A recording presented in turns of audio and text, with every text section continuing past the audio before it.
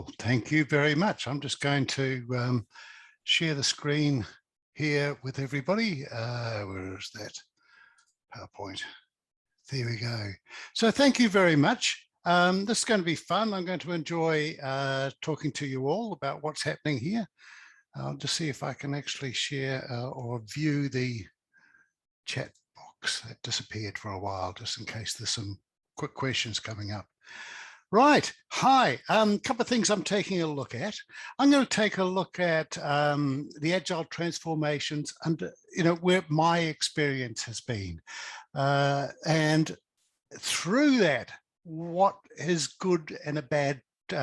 What makes a good agile transformation, or if you like, an easy one, and what makes a difficult one. I'm taking a look at what's changed over the past few years. And I think I'll divert a little bit into a discussion on leadership, and then I'm going to come straight back to that 10th coaching stance. So, but first of all, it was just related at the beginning, just who am I and where I'm coming from with my experiences. Yes, 30 years, 8 different countries, all on organizational change, along with a few other bits and pieces I'm doing on the way.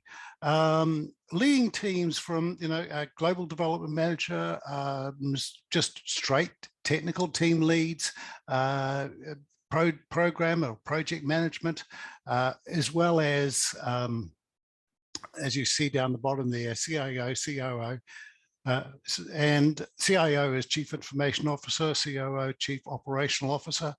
CEO is my own company, of course, so I get to call myself whatever I like. And at the moment, CEO sounds good.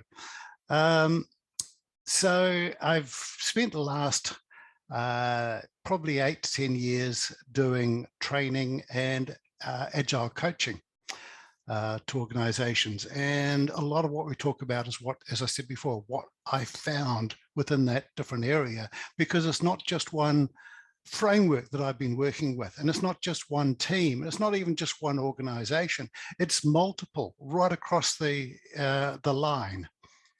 So I started out with something called organizational change, and that was implementing changes that the organization sees fit in the best way that is possible. So, and then Agile came along in 2001, and from about the past 10 to 15 years, I've actually been operating specifically to that Agile area, taking a look at that. So why do I see things differently now?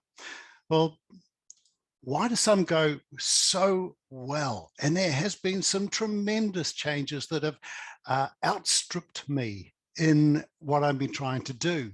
In other words, they've been almost taking up the rope themselves and really actually pulling it far ahead of even my best expectations. And that's where you've got small teams that can meet regularly in person. Now, agreed.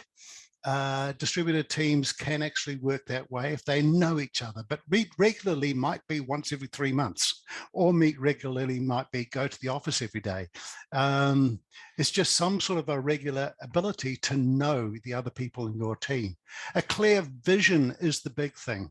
So that everybody on the team has this working towards the same thing. They're not facing different directions. They know what they need to get done. And they're working towards that single clear vision, even if it's with multiple projects. It's a single clear vision of what they're going through. The biggest thing is the willingness to even consider a possibility of change. With that in there, half your work is done. And the next one is the acceptance that the team can improve. If the team are very much into, no, I'm sorry, the team is at its best it can possibly be, there's no way to improve it, then that's a very closed mindset. There's no possibility of making a change within that team until they consider that it's possible. Everybody can improve even on what they did last week. So why did some not go so well? The main thing is trust.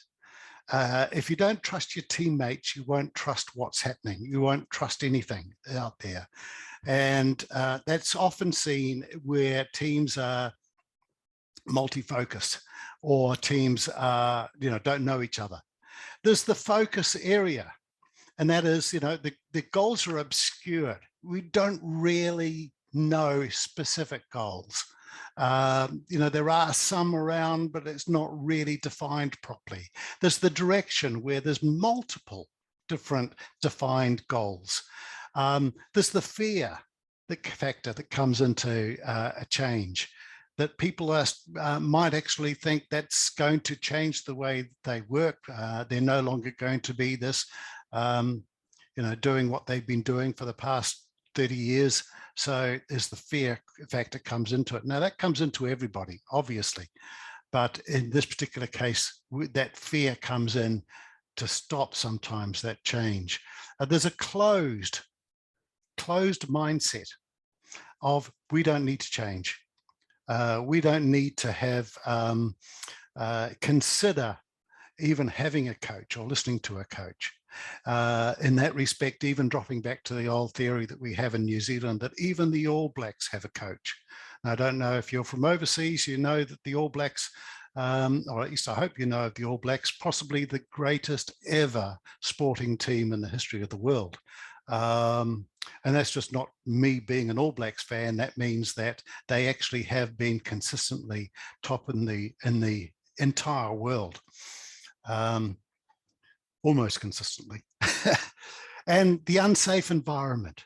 The unsafe environment is where there's one or more actively dysfunctional member, shuts down people,